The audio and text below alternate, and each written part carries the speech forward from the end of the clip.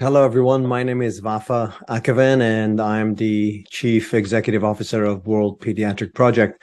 I wanted to thank the organizers of this conference for all of their effort in bringing us together around a subject that is particularly important for the future of humanity, which has to do with the future of our children. And also for extending this invitation for me to share some thoughts on the subject, particularly in the context of what we do at World Pediatric Project. We work in a world that is focused on healing the children, and we believe that when we heal children, we change the world. And I want to tell you a little bit about that and then put it in the context of the central themes of this conference, which is around the one world, one humanity, and one future. So let's think about the context within which we're going, the big pictures. We know that 30% of the world's population are children, but they are 100% of our future. And when we consider that, then we need to address the issue of poverty, the issue of health, the issue of well-being, the issue of education for our children, because they are the future. Why is that important? Well, it's from those children that those like Gabriel Garcia Marquez will emerge, considered one of the most significant authors of the 20th century. Particularly in the Spanish language. He's from Colombia, and a significant impact on the way people think and the way people talk and their perspectives on particular subjects. From those children will emerge the likes of Richard St. Barr Baker, one of the most significant characters in global forestation, known as Man of Trees. And so as we think about impacting the lives of children, we know that if we can take care of our children, if they're indeed 100% of our future, we believe that, then we know that they're going to become great parents, they're going to become great teachers, scientists, farmers, politicians, and everything that they do will be impacted into the future. And if we can impact the lives of children for 2 or 3 generations, then the world that we live in the 3rd or 4th generation will be significantly different than the world that we live in today. Let's talk a little bit about some of the global trends that we are seeing. We know that extreme poverty is on the decline. We know that basic education is on the rise. We know that literacy rates are improving significantly. Vaccinations are improving. We know that child mortality has been dropping significantly over the past 50 to 100 years. So certainly we're improving and things are moving in the right direction. But when we look at the absolute numbers, it is still significant. We've gone from, more than 12 million child deaths in 1990 to about 5 million in 2020. That's a good trend, but there are still 5 million children that are dying in the world that we can have an impact on. When we look at the number of deaths that are by age category, and we'll look at those that are under 5, you can see the column on the left, more than 5 million under 5. That's an entire generation. If you just move that column across to the right side, it's an entire generation that we are losing amongst our children, and the ripple effects of that in the world that we live in are quite stark.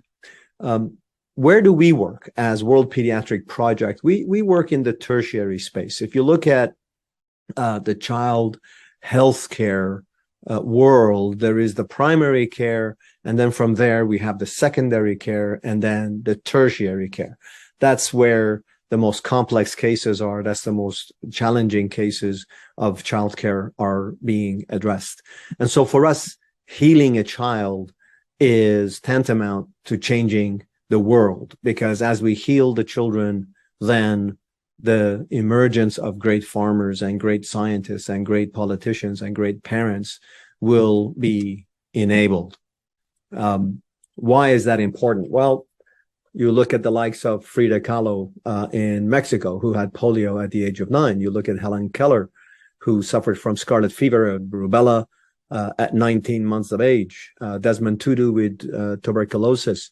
Mozart with smallpox. You look at George Washington, diphtheria at 15, malaria at 17, smallpox at 19.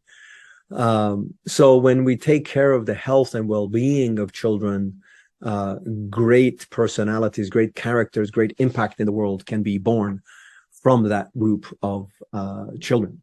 And yet when we look at the healthcare for children, and when we look at the tertiary space, the numbers are outrageous. I mean, we have 1.7 billion under the age of 19 that do not have access to surgical care.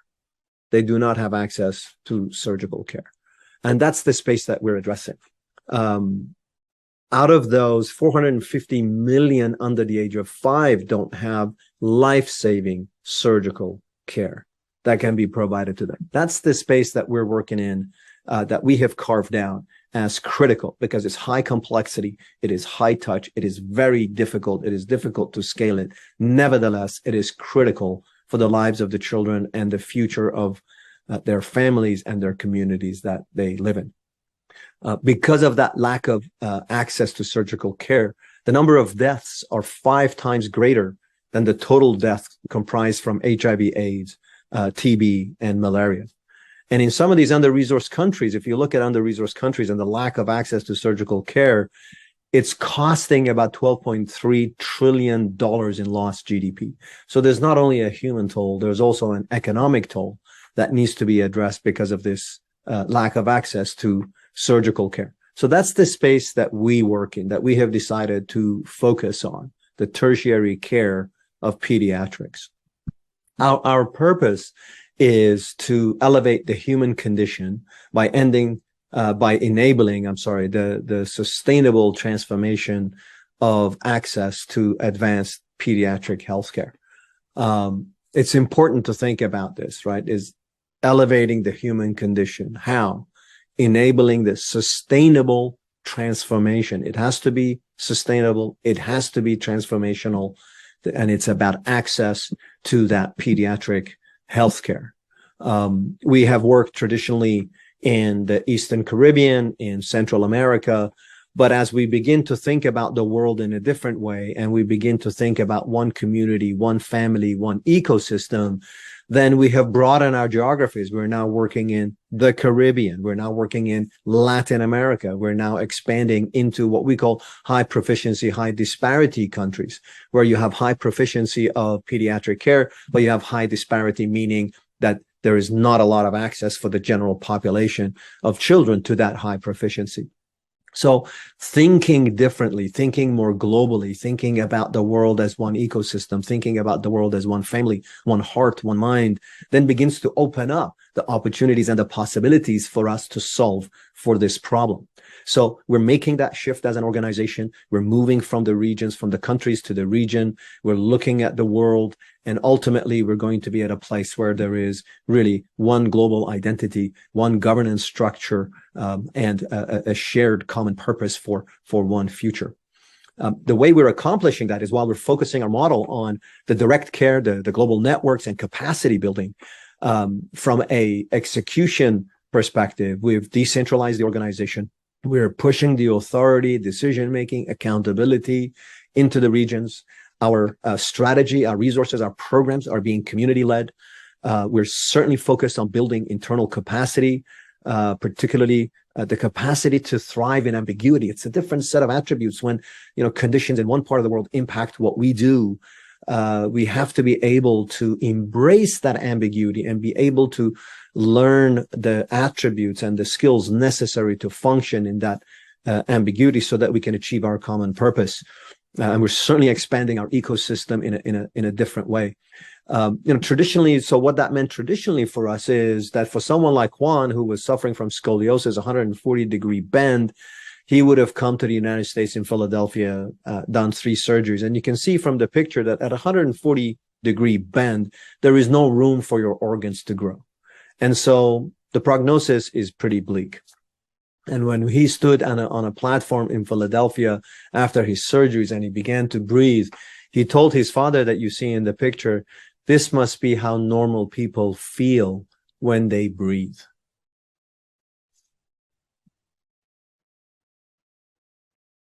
I want to tell you how we have changed now. The story of Jose Daniel. He needed heart surgery because of cardiovascular condition that he was suffering from. So he went from Nicaragua with his mother to Spain. He didn't have to come to the United States, because there is high proficiency in Spain. There is high proficiency in many countries around the world. And therefore, it becomes important for us to think, where can we allocate our resources so that we can maximize the impact we're having? 2 open heart surgeries, a month and a half for him and his mother in Spain, back in Nicaragua, doing well. And the cost, cash outlay, was $1,500. I'm not talking about the in-kind contributions that were made. $1,500. That in the United States would have cost somewhere between $20,000 to $50,000. So if you can imagine that, because we are now thinking globally, we're set up the structure, the governance to think on a global basis. We now are looking at where can we have the greatest impact with the limited resources that we have been given. And that's how the change in thinking then demonstrates itself in the change in the decisions that we're making about addressing our purpose. I do want to tell you about Claudia in Honduras. She had no legs, suffered from scoliosis, about 110-degree bends, malformed hands. She had 2 surgeries, a walker, prosthetics, and she is now moving towards a totally different life than she had before, living on the farm on the hills of Honduras. It takes a lot for all of this to happen. So when you think about the impact we're having on the lives of children, and therefore they can get educated, they can graduate, they can have impact in their communities and in society at large, there's all of these people in different parts of the world that are coming together to help, whether it's the fundraising, the donors, whether it's the doctors, whether it's the surgeons and the anesthesiologists, the nurses, whether it's the volunteers. There is a global ecosystem that comes together to make all of this happen. And that's an important part of our culture. It's an important part of our mindset, and it's an important part of how we see moving towards one future where we're taking care of the children. And by virtue of focusing on that tertiary care, we're impacting their lives. And then as they grow up, they can impact the lives of their families and the life of their communities. And this is really how we focus on leveraging that global mindset and that global ecosystem to elevate the human condition in order to achieve our purpose. So again, I want to thank the organizers of the conference for inviting us to share with you a little bit about what we do and how we fit within the construct of the themes for the conference. And if there's one thing I'd like to leave you with, is the future of our children is the strategic imperative of our times. And so anything that we can do, anything that you can do to focus on the cause of children is of paramount significance. It is a ripple effect that will cause the winds to lift the human condition. Thank you.